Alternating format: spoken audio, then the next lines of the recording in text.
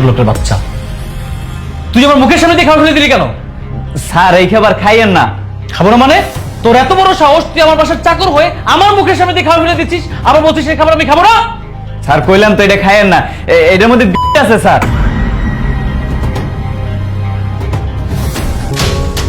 গাঁজা খেয়েছিস? হ্যাঁ, নেশা করে বাসার ভিতরে এসেছিস?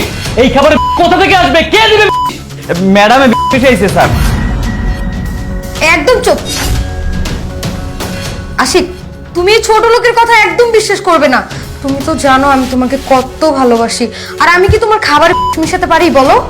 সেটাই তো, তুমি আমার খাবারে কেন মিশাতে যাবে? এই, আমাকেও আগেই বলেছিল তুই ওর দিকে ঘুরে ঘুরে তাকাস। আচ্ছা, তো লজ্জা লাগছে না? তুই এই বাসায় কাজ করছিস, এই বাসার মালিকের বউটাকে তুই খারাপ নজর দিচ্ছিস। আচ্ছা, বুঝতে পেরেছি, আমাদের সংসারে একটা গ্যাঞ্জাম পাকাতে যাচ্ছিস যাতে আমি ওকে ছেড়ে দিই আর তুই ওর সাথে খারাপ কাজ করতে পারিস। হ্যাঁ আশিক, তুমি ঠিকই বলেছো। ও প্রায় সময় আমাদের খারাপ দৃষ্টিতে তাকাতো। না না স্যার, ম্যাডামে যা কইতেছে সব মিথ্যে কথা। আমি ম্যাডামের দিকে তাকাইতেছিলাম কেন? এই ম্যাডাম, আপনি আমার নাম মিথ্যে কথা কইতেছেন কেন? আপনি নিজে মিশাই স্যারের মাইরে ফেলাইতেছেন, আমি যে সত্যি কথা কইতেছি আপনি আবার মিথ্যে কথা কেন কিল্লিগা? একদম চুপ থাক, একটা উল্টাপাল্টা কথা বলবি না। আমি আমার হাজবেন্ডের খাবারে কেন মিশাবো? আশিক, তুমি ওর একটা কথাও বিশ্বাস করবা না। তুমি তো জানো আমি তোমাকে কত ভালোবাসি, আর আমি কি তোমার খাবারে মিশাতে পারি বলো? তুমি ওকে এক্ষুনি বাসাতে বের করে দাও। আমি ভুল করেছি তোকে এই বাসায় কাজ দিয়ে। তোর ম্যাডাম তোকে এতটা ভালোবাসতো, এতটা ভাইয়া কি হয়েছে? এত চিৎকার চেঁচামেচি কিসের? আর বলিস না, তোর ভাবি আমাকে খাবার খাইয়ে দিচ্ছিল, এমন সময় এসে আমার মুখের কাছ থেকে খাবারটা ফেলে দিলে বাচ্চা, বলতেছে এই খাবার নাকি তোর ভাবি মিশিয়েছে। এই ছোট লোকের বাচ্চা, তুই কার নামে কি বলছিস?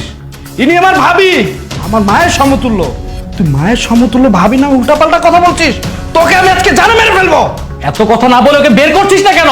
হ্যাঁ ভাই, আমি সেটাই করবো। এই বের হ, বের হ।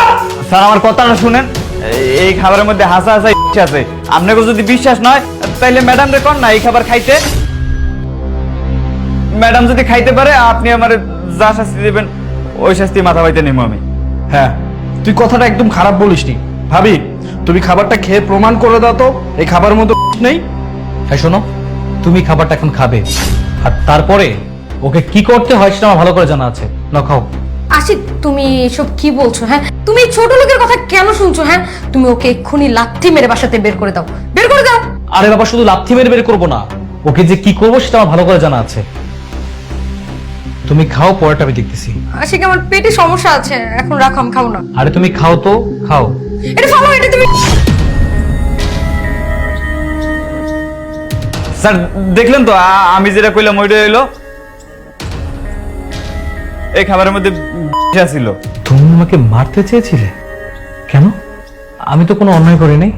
তুমি আমার খাবারের ভিতরে দিয়েছো। হ্যাঁ, আমি মিশিয়েছি। একদম চুপ, আর একটা কথা বলবো না। তুমি আমার খাবারে কিভাবে মিশাতে পারো? আমি কি এমন অন্যায় করেছিলাম বলো আমাকে? কারণ আমি তোমাকে ভালোবাসি না, আমি মেহেদিকে ভালোবাসি। আর তোমার এই টাকা পয়সা বাড়ি গাড়ির জন্য আমি তোমাকে বিয়ে করেছি, বুঝতে পেরেছো? আর তোমাকে যতই দূরে সরিয়ে দিই তুমি ততই কাছে চলে আসো। কেন চলে আসো? তুমি বুঝো না যে আমি তোমাকে পছন্দ করি না, তোমাকে ভালোবাসি না? তোমাকে আমার লাইফ থেকে সরানোর জন্য আমি এই খাবার মিশিয়েছি, বুঝতে পেরেছো? ভুলটা আমার ছিল। আমি তোমাকে অন্ধের মতো বিশ্বাস করতাম, অন্ধের মতো ভালোবাসতাম। আর তুমি তুমি ভালোবাসতো আমার সম্পত্তিকে। ঠিক আছে, কোনো সমস্যা নাই। তোমার সাথে আমি আর সংসার করতে পারবো না। যেহেতু তোমাকে মারতে চেয়েছিলে, আজকের পর থেকে আমি তোমার কাছে মৃত। যাও, বাসা থেকে বের হয়ে যাও। এই যাও, বেরো।